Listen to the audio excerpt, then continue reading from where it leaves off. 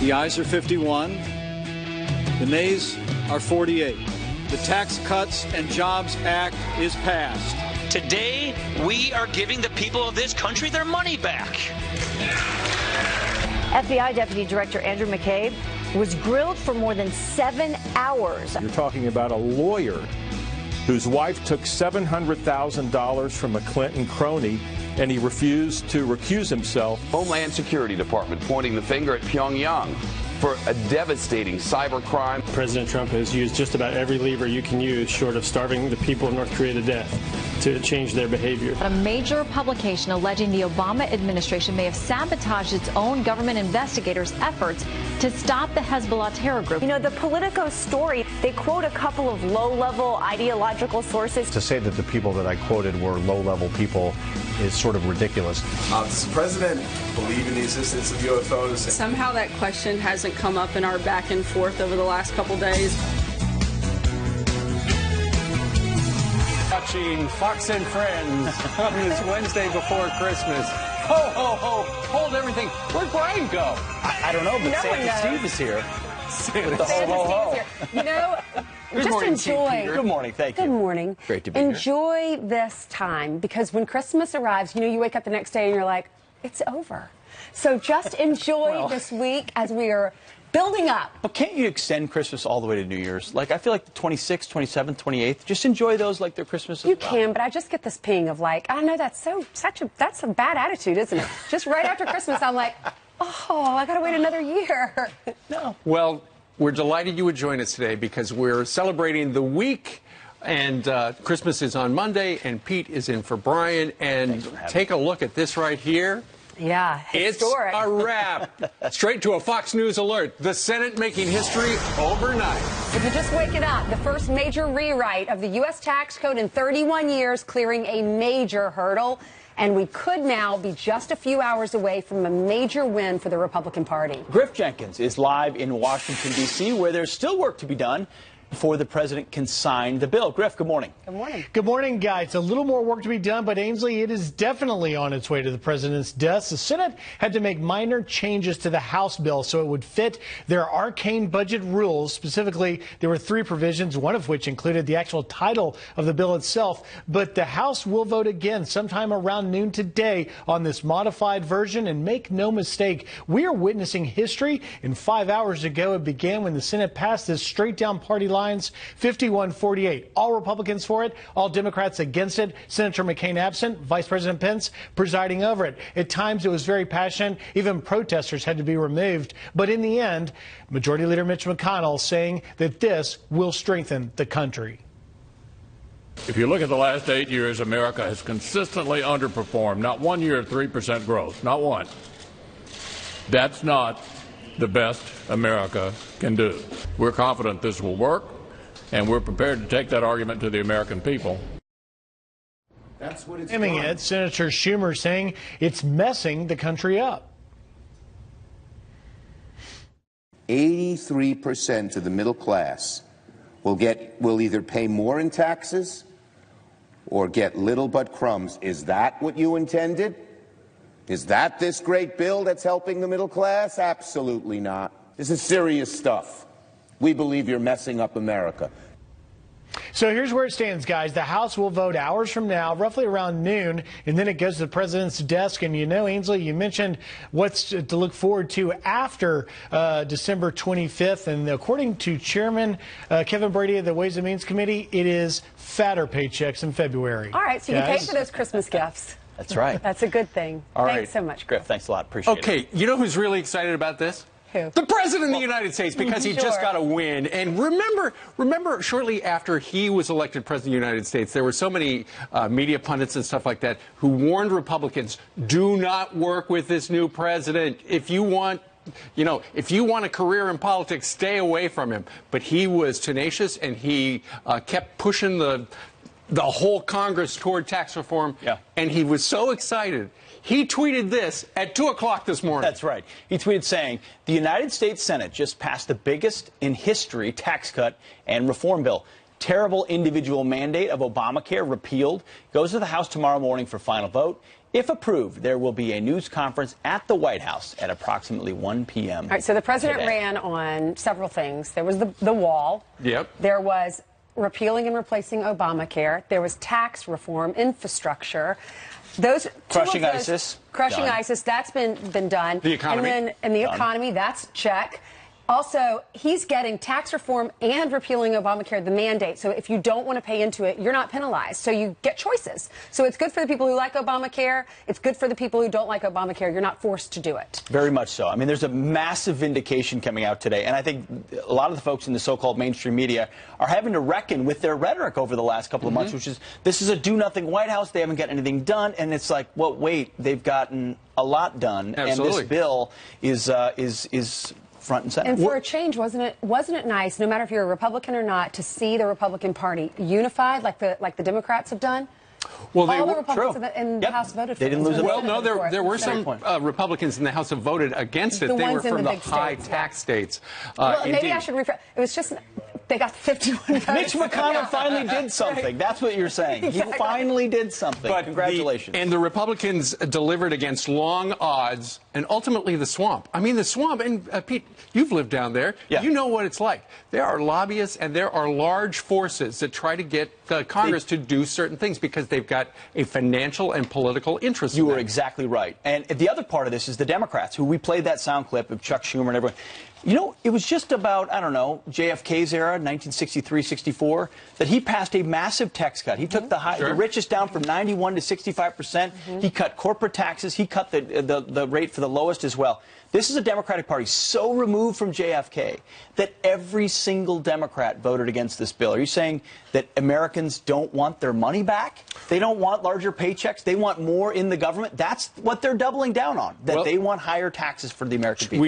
We just heard Chuck Schumer saying in Griff's report, you're messing up America, Republicans. Well, they need to think about the people who put them in office versus thinking about how they can just destroy this administration. It's just a referendum against Trump. Well, it's going to be easier for the Republicans to get reelected next year than if they had to explain why they didn't get anything else done. Now they've got a major win under the belt as soon as they fix that little parliamentarian snafu. Yeah, apparently, pass it again. There were two things, and they named the bill the wrong thing. We're going to talk to Speaker. How did they name the bill the wrong thing after all this time? The numbers didn't match up in the House and the Senate. So anyway, we're going to talk to Speaker Paul Ryan live at 7:20 and Senator Ted Cruz live at 8:20 this morning. A big day on Capitol Hill, a big day here on Fox yesterday and was Friends. too on Capitol Hill. Andrew McCabe was grilled for 7.5 hours, close to 8 hours, about bias within the FBI. They had a lot of questions for him, and that's why it took so long. So you bring the deputy director of the FBI, and there's a video of him. Right there. He looked like a guy who wanted to get as quickly as he could from A to B and answer questions behind closed doors. Grilled, as you said, 8 hours in front of the House Intelligence Committee, and a lot of questions right now about what kind of bias may have existed inside the investigation. And in fact, he was supposed to testify last week,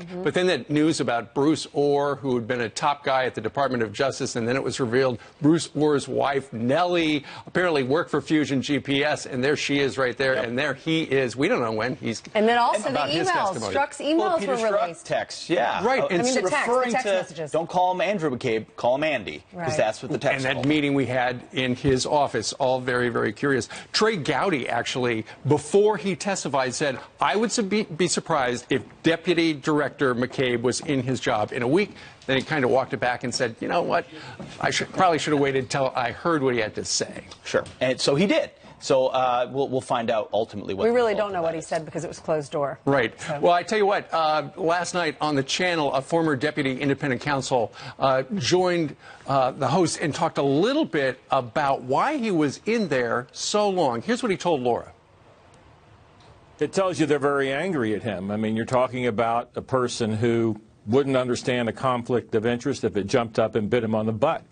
And they've probably been waiting to talk to him for a long time. I mean, my God, you're talking about a lawyer whose wife took $700,000 from a Clinton crony, and he refused to recuse himself from the Clinton investigations until there was a Wall Street Journal story about it, and by then it was too late. They were closed.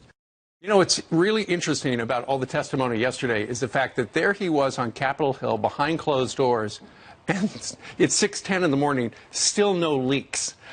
Twitter was ablaze with the fact that, wait a minute, Don Jr. was behind closed doors, and suddenly there are all these leaks on other channels, and they've suggested a certain member of Congress from California might have been to blame for that. We don't know anything about that. Maybe none of what he said was convenient to the narrative, Steve. Could be. I'm just saying. You never know. Anyway, no leaks so far. We'll keep you posted. That's right. Let's hand it over to Jill. You know, has some headlines for us. Good morning. Good morning to you guys, to you at home as well. We do have some breaking news we're following, so let's get right to this Fox News alert.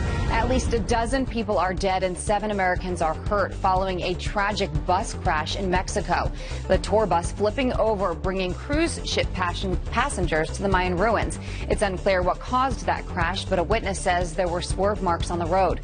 We do know a child is among the dead. 18 people are injured. We will keep you updated with the latest. Also breaking right now, a manhunt expanding across several states for 2 escaped inmates, including an accused killer. Ronley Diaz-Pardo and David Allen Anderson broke out of their cell in the Florida Panhandle by chipping through the wall with a shower curtain rod, then squeezing under a gate. Police say they dumped their original getaway car in North Carolina, then stole another one. Both inmates jailed for drug charges, but Pardo is also accused of murder. So new questions over whether the brand new route where an Amtrak train sped off the tracks was rushed to open. Amtrak's president now says technology designed to slow trains down was not yet active on those tracks. Investigators also looking into whether the engineer was distracted by an employee in training when the train plunged off an overpass, killing 3 people. Among the dead, Jim Hamray and Zach Wilhoit. Both men were railroad advocates. The actress, best known as the voice of Daphne on Scooby-Doo, has died. Heather North voiced the character on the cartoon series for over 30 years. North also made her way in front of the camera on the daytime soap opera Days of Our Lives in the 70s. She passed away last month, but a family friend just speaking out, saying she has been battling some sort of illness. North was 71 years old. That's a look at your headlines, guys. I'll send it back to you. God, that takes us back. Appreciate it. I watched that show all the time. I know. Scooby-Doo or the soap? Scooby-Doo. Okay. Yeah. Scooby-Doo. Scooby-Doo, yeah. No, Scooby-Doo. And I don't like scary movies, but I liked Scooby-Doo, even though there was that little scary at the end. Only Kind a of. little scary, yeah. It always took off Cartoon. the mask. All right, coming up. Yeah, you remember? It was always Old Man Smithers or whatever. Yeah. Coming up, this baby right there, y'all, that baby should be 24 years old. What? You heard it right. You're going to meet the miracle newborn that everyone's talking about this morning, and we'll explain that. And forget Russia. Was the real collusion between President Obama and Iran? Lieutenant Colonel Michael Waltz is here to break it all down for us next. And you've seen what my house used to look like on Christmas morning. Oh, that's that kid going down to see what he got. Well, now we want to see what your house looks like on Christmas morning. What's the best gift? That was the you got a air hockey table. Oh my God! What is the best gift? And she got an American Girl doll right there. What is the best gift you ever received? Email us your pictures, friends@foxnews.com, and that is where they got the dog. It's an incredible allegation that any administration would ignore one terrorist group because you were trying to curry favor with another terrorist group. It is incendiary. It is worthy of investigation across several different committees of Congress. Outraged lawmakers demanding answers as a bombshell report accuses the Obama administration of ending a DEA effort to take down Hezbollah's drug ring, letting the terror network off the hook to secure the infamous Iran deal. Fox News contributor Lieutenant Colonel Michael Waltz is a retired Green Beret and author of the great book Warrior Diplomat, and he joins us now in studio to weigh in. Colonel, thanks for being here. Hey, thanks. So the allegation is that the Obama administration looked the other way, or directed DEA to look the other way on a drug ring they knew about for Hezbollah, Iranian-backed, right, in order to secure the Iran deal. What do you know about this? So this was Project Cassandra. It was a well-funded, well-resourced, DEA-led, but it was a multi-agency, intel agencies, international partners' efforts to shut down Hezbollah's operations around the world. These guys, may be a terrorist organization, but they operate like the mafia. They're in antiquities dealing, human trafficking, smuggling cocaine through Mexican cartels in the United States, car smuggling, I mean, you name it. Yeah. They're an international illicit finance ring. DEA was leading the effort to shut this down. And every time they teed something up for prosecution or arrest, including Iranian-backed Hezbollah operatives in the United States, they ran into a wall. We're finding out through this story, but I think everyone suspected at the time. We knew why. The Iranian deal. So this report coming out, revealing it to all of us, but as someone who knows folks involved in those communities, does it surprise you at all? No, it doesn't surprise me at all. I knew a number of DEA agents that were literally pulling their hair out because they had the goods on these guys, and they just couldn't get it done when it came to DOJ and when it came to Treasury to approve. And, you know, one of the things that a lot of folks are kind of hitting at the sourcing of the story, but buried in the story is actually testimony from an Obama-era Treasury official who said it in writing, that the investigations were being tamped down so that we didn't rock the boat with the Iranians because of the Iran deal. What does it say to you about priorities in our government when we're willing to make that kind of trade? We want this controversial deal, but in the meantime, we're not going to go after international terrorists. Well, you know, I am convinced, and I think we're seeing now, that the Obama administration put everything secondary. Whether it was, you remember the poor Syrian rebels that were trying to fight the Assad regime, aligned with Iran, that, you know, was paltry. These guys were slaughtered because we didn't support them. You know, whether it's the efforts in Yemen, whether it was those, or whether it was this effort to shut down Hezbollah, you name it, everything was put, you know, as secondary to get this deal done because we didn't want to rile the Iranians, because the Obama administration was so desperate to do this deal. Wow. So when you read a report like that, you almost wish it isn't true. But, Colonel, you're here to validate that, unfortunately, it looked like it was. Thanks for your time. Good stuff. All right, coming up, the Senate just passed historic tax reform, and it sent Rosie O'Donnell off the rails. She's trying to bribe some people. And violent protesters have been trying to silence conservative speakers on campus nationwide. But that could soon be a thing of the past. The proof we have next.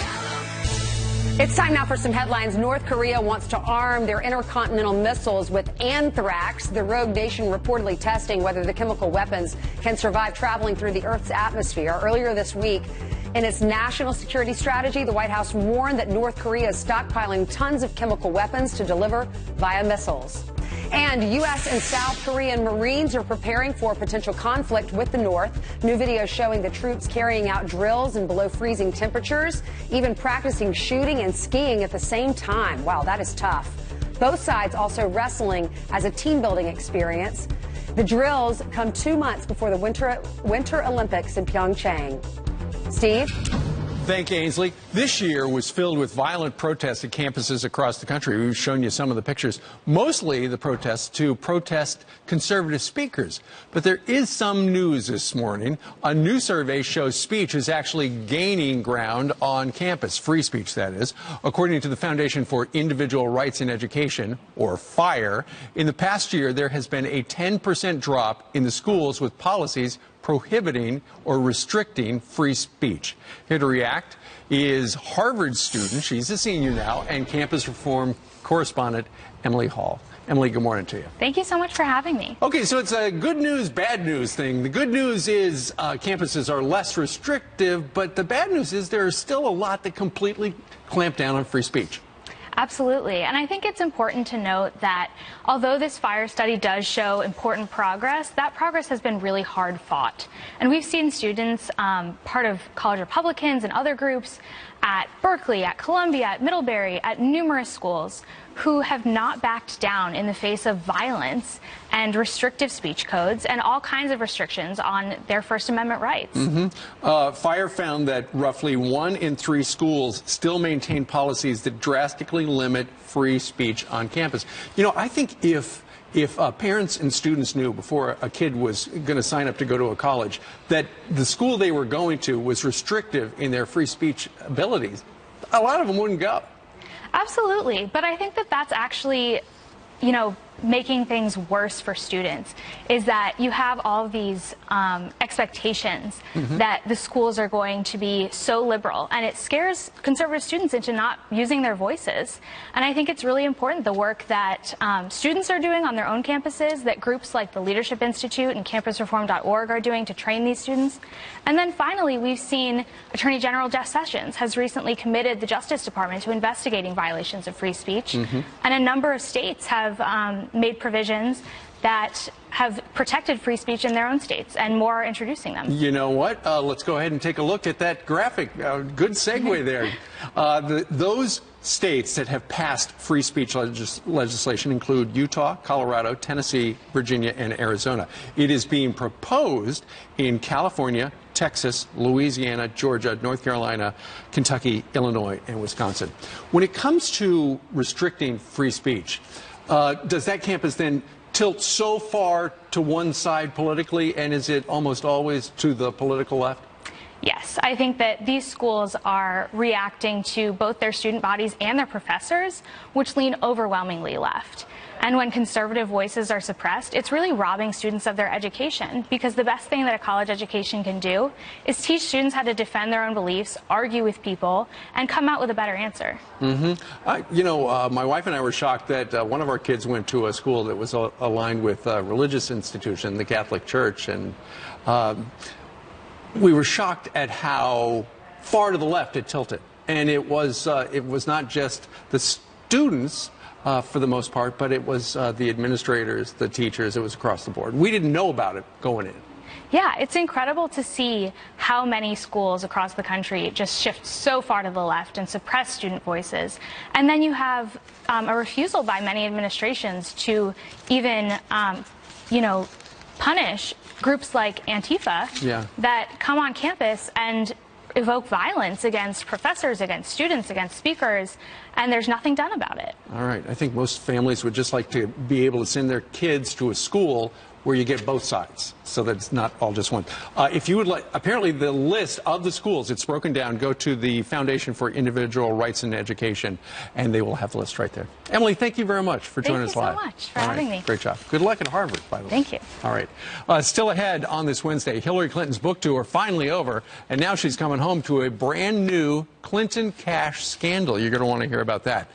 Plus, is your New Year's resolution to find financial freedom? Chris Hogan from Ramsey Solutions here. As you can see, he's laughing it up with Pete. Pete needs to fix his finances, and right now. But first, happy birthday to Jonah Hill. Funny guy, 34. Candles on his cake.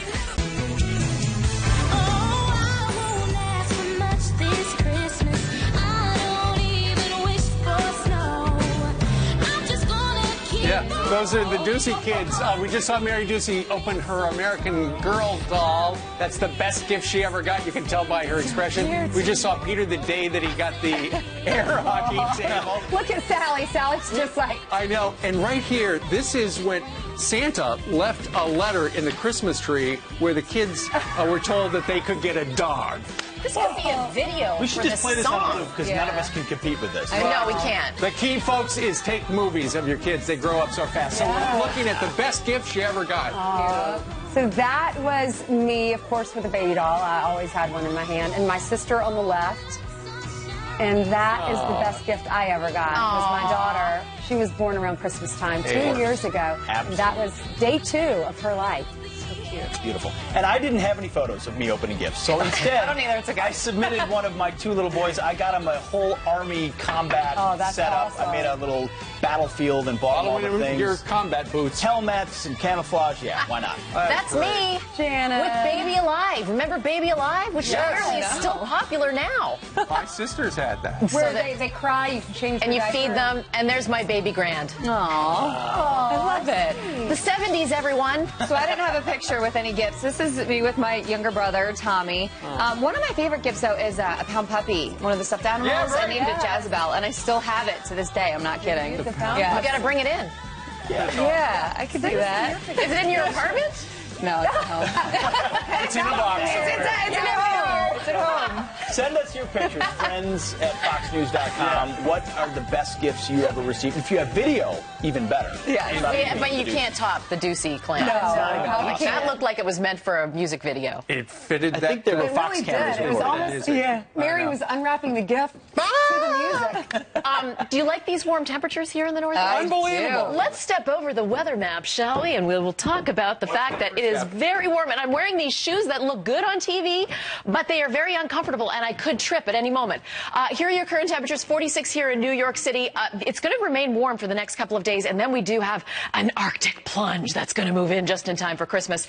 There's your past 24 hours across the Northwest. A lot of snow, feet of snow, in fact. And then we have this frontal boundary that's going to bring the potential for heavy rain across the Southeast, the Mississippi River Valley, the Tennessee River Valley. That's going to be, unfortunately, the case as we get into the weekend. And, of course, big travel plans for Friday and Saturday. So that's going to sort of be the ongoing threat. Let's look at these temperatures drop, shall we, as we go into Saturday and Sunday. So 50 in Boston, then it goes down to 40, then it goes down to 39, and then Tuesday we get that Arctic plunge. So things are be cold enough for some snow, and we actually could see some snow on Christmas Day here in the New York City area. So we will keep you posted. Of course, busiest travel days of the year coming up. Back to you. And, of course, the coldest days will be the days when people are taking things back to the store. Of course. That's right. That's the way it always works. All right. All right. Thank you, Janice. Bye. Right. Jillian has some headlines for us. Good morning, Jillian. That's right. Good morning to you guys. Let's begin with this story. The Hillary Clinton campaign, along with the Democratic National Committee, accused of a corrupt money scheme. A complaint filed with the Federal Election Commission alleges that $84 million were illegally funneled from the DNC through state party chapters and back to the Clinton campaign. The group behind the complaint claims they broke FEC campaign contribution rules. DNC officials have not yet returned our request for comment. We will keep you posted on that. All right, very vocal President Trump critic Rosie O'Donnell going off the rails, trying to stop the tax bill. The actress offering lawmakers $2 million to vote against it. Rosie going on a Twitter tirade, tweeting in part, quote, "So how about this? I promise to give $2 million to Senator Susan Collins and $2 million to Senator Jeff Flake if they vote no." Many on Twitter quick to point out those bribes would be illegal. She also told her followers to call 911. Okay, so a mom is sounding the alarm on a popular toy right before Christmas, claiming it gave her daughter chemical burns. She posted this photo on Facebook after she says her daughter got in the bath with a Hatchimal, is that what it's called? A Hatchimal, and was burning within seconds. I'm not up to date on these whole toys thing, you know. The toy company says they follow FDA guidelines, but are investigating what happened here. All right, so it's a record-breaking Christmas miracle. A 26-year-old Tennessee woman gives birth to a baby from a 24-year-old frozen embryo. Tina Gibson and her husband didn't think they'd be able to have kids until visiting an embryo donation center. Just so you know, this is going to be a world record. And I was like, what? And they were like, yeah, it's been frozen for 24 and a half years. You know, we could have been best friends. Little Emma Wren was conceived in 1992, the same year Tina was born. Isn't that crazy, guys? That is something. Insane, I know. Who knew? All right. Jillian, thank you. You're welcome. Thank you, Jillian. That's crazy. All right. The best gift for them, I'm sure. Well, the holiday shopping season can add to financial woes if you don't plan ahead, right? A recent study shows 62% of Americans feel stressed about money. I'm surprised. I thought it'd be more than that. So how can you reset and reach your financial goals for the new year? The best-selling author of Retire Inspired, financial expert Chris Hogan joins us now with his tips. So we're moving into a new year. You want a fresh start. How do we start? Well, I think the first thing you have to do is understand most people, when they set resolutions, they don't follow through. Studies have shown 85% of people fall off within 30 to 45 days. So you need to understand it's going to be an uphill climb immediately. So you've got to make a decision. I tell people to follow my AAA process, you guys. Okay. Now follow me here. All right. First thing you want to do is assess where you are. Be brutally honest. Are you doing well in some areas? Are you struggling in some areas, right? And then once you make that assessment, what I want you to do is acknowledge, is better available? Can you start to do better at saving? Can you do better at starting to attack debt? And then once you acknowledge what can improve, then I want you to activate a plan of action. That means start to take steps that are going to put you in the right direction, but start small. Most people have this large goal, but they never have small incremental steps that they can take to be able to judge and gauge if they're making progress. Is that why you say focus on one at a time? One thing at a time. Listen, we are distracted in our culture today. We have things buzzing, ringing, and dinging all over the place. Yes. So if we can zero in and understand, if I'm going to attack debt, I'm going to get serious about the debt. Now, once I do that, or I'm going to focus on savings, then do that. Doing things one at a time, you're going to increase your probability of reaching that goal.